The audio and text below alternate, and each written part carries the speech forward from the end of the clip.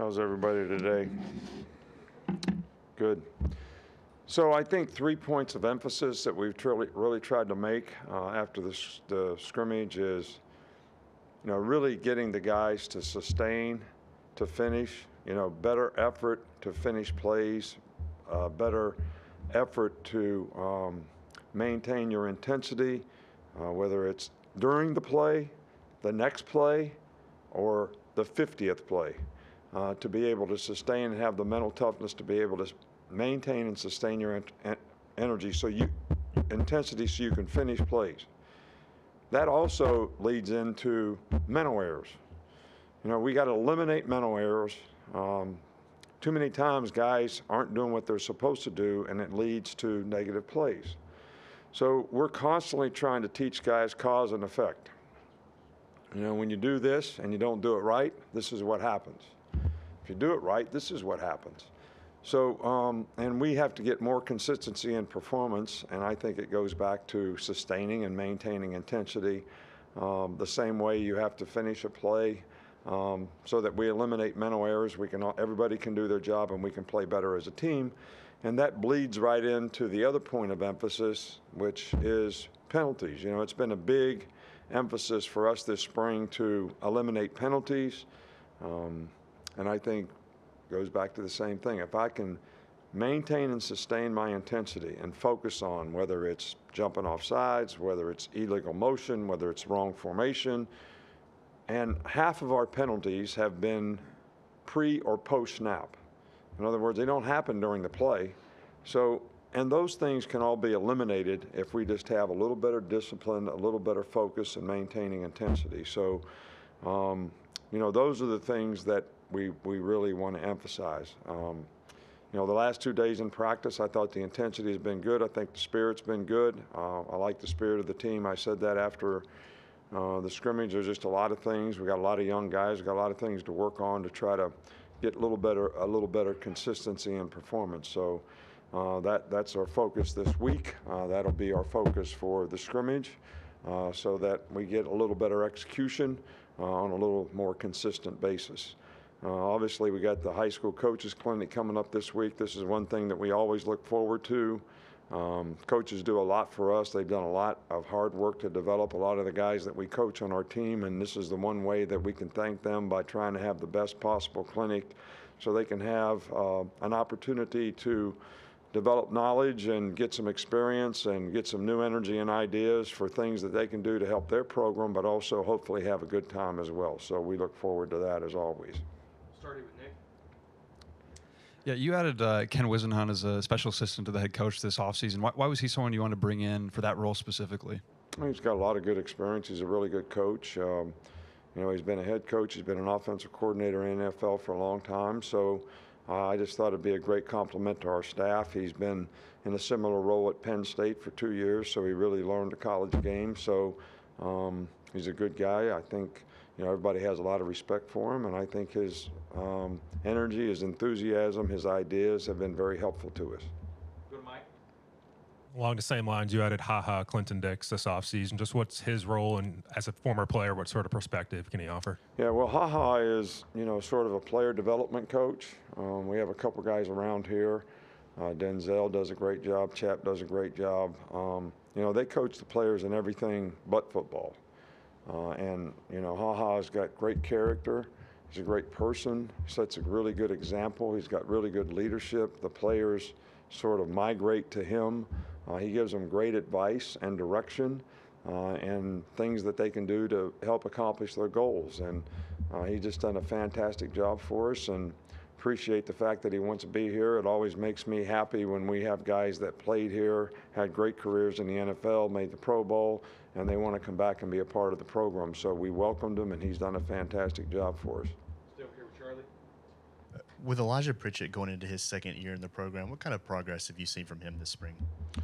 He's done a good job. Elijah's getting better. I think he's one of those guys that's a young guy that needs to be able to sustain his intensity, not get penalties, do the little things right. But he has done a really, really good job this spring. He's played well. He's made a lot of progress and improvement. and he's really, competing hard for a position as a starter. Up front with Chase. For the coaching staff, what's the fundamental difference between scrimmage 1 and scrimmage 2, and what does that look like on the field? I don't really know how to answer that question. What's the fundamental difference in scrimmage 1 and scrimmage 2? What's the fundamental difference between game 1 and game 2? Game 1 is the most important game when we're playing game 1, just like scrimmage 1 is the most important scrimmage when it's scrimmage 1. And scrimmage 2, just like game 2, is the most important game when you're playing game 2. So scrimmage 2 is the most important scrimmage when scrimmage 2 comes up. So, I think that each time we do a scrimmage, we're trying to create more of a game-like circumstance for the players. The first scrimmage, we didn't use the press box, for instance. We didn't communicate as we would during a game. Maybe the next scrimmage we do that. So there are some little differences. Sometimes we change up the situations in terms of doing other things that we didn't do in the first scrimmage. But in terms of teaching progression, trying to get the players ready to do what we're going to do in that particular scrimmage, it doesn't really change a lot. The points of emphasis may change a bit, but our approach to it doesn't change much at all. Far side with Steven. At the star position, Coach, what are some of the qualities you look for in a player that's trying to play at that position? Well, star is really a Sam linebacker, all right? But they got 3 wideouts or more in the game, so you're playing on a wide receiver, so that guy's versatility different than a linebacker playing that position where he can never play a guy man-to-man. But he is the Sam linebacker in essence, so it takes a guy that is a good tackler, he's tough, he's a good blitzer, but he's got good enough block protection on the perimeter that when they throw smokes and bubbles, he can win, as well as being very instinctive in reading run pass, but then he's got to have enough cover skills to be able to cover slot guy. So that's kind of what we look for. Sometimes that guy's a corner, sometimes it can be a safety. Brian Branch did a great job, doing that. Minka was great when he was here doing it, as well as playing other positions, but I'm just saying those guys are typically the type of guys that we look for. A couple more, Tony and then Nick. Staying on the defense, what qualities do you prioritize when you're looking at the signal caller at inside linebacker? Well, first of all, the guy's got to be a good communicator. Secondly, he's got to be bright enough to understand, A, what we're trying to do on defense, but B, how do we have to adjust that to whatever the formation is on offense relative to how we want to set the defense or how we want to run a stunt or whatever. So, and obviously Henry was really good at that, and we've got a couple guys that have made significant progress at that during the spring.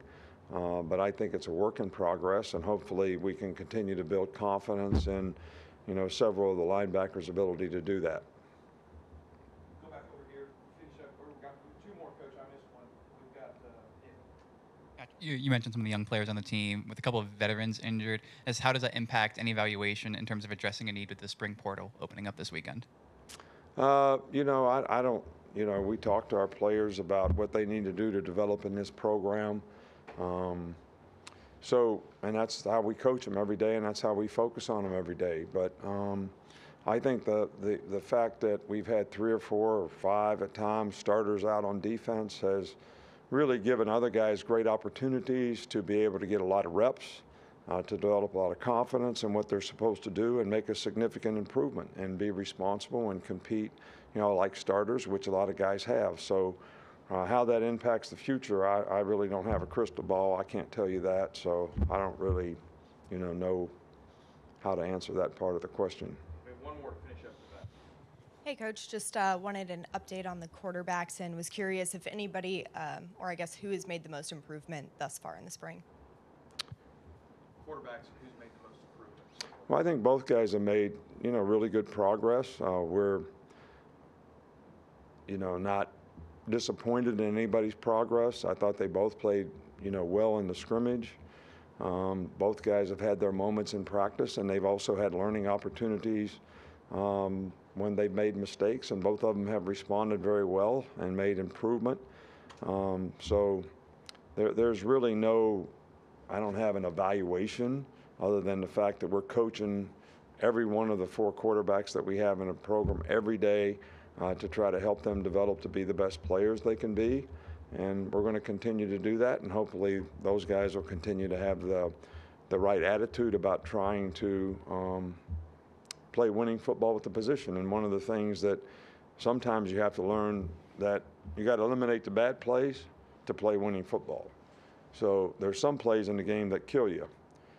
So to be able to eliminate those things is a bigger part of being able to execute all the good things.